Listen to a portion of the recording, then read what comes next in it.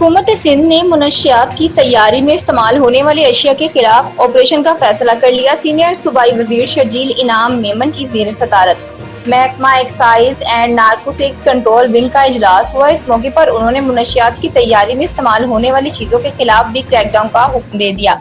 उन्होंने कहा, दुकानदार महकमा एक्साइज से ताउन करें और मुनशियात में इस्तेमाल होने वाली चीजें फरोख्त न करें।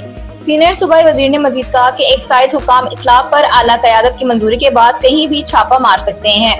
मुआशरे में मनशियात का बढ़ता रुझान तशवीशनाक है। नौजवान नस्ल मुतासिर हो रही है। मनशियात के खिलाफ ऑपरेशन में तेजी लाई जाए।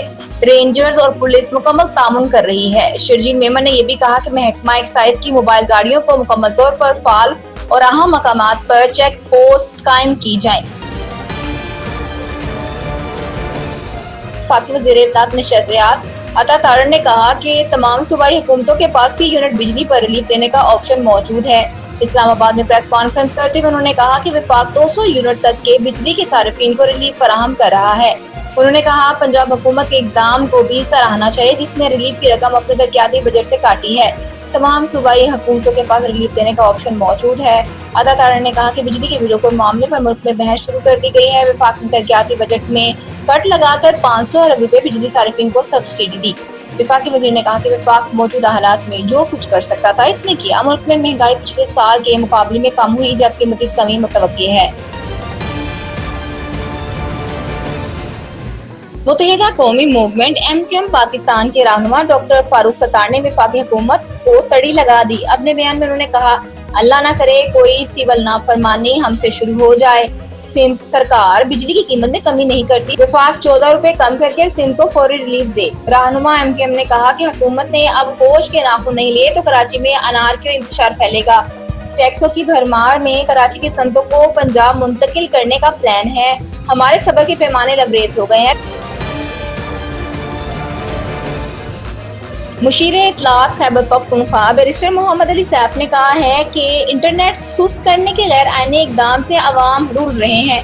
पेशावर में मीडिया से बात करते हुए उन्होंने कहा कि स्लो इंटरनेट से ऑनलाइन कारोबार को अरबों रुपए का नुकसान पहुंचा। उन्होंने कहा, मुल्क में स्लो इंटरनेट ने ई-कॉमर्स, डिजिटल और IT सेक्टर को तबाह कर दिया।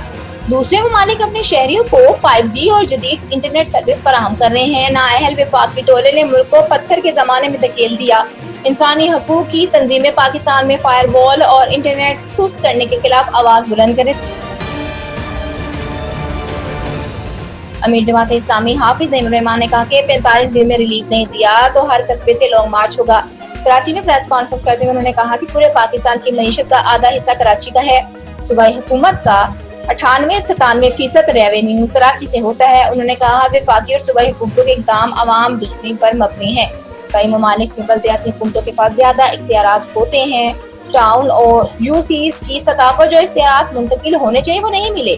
सिंध सॉलिड वेस्ट मैनेजमेंट ठेकेदारी निजाम के तहत चल रहा है। उनका मजीद कहना था कि पंजाब में 2 माह के लिए 14 रुपए फी यूनिट कम करने का ऐलान किया गया। पूरे पाकिस्तान के लिए बिजली का टैरिफ कम किया जाए। लाडले तुम्हारे IPPs वाले और बोझ हम उठाएं, ऐसा नहीं होगा। बलोचिस्तान से गैस निकल रही है तो बलोचिस्तान तरजीह होना चाहिए।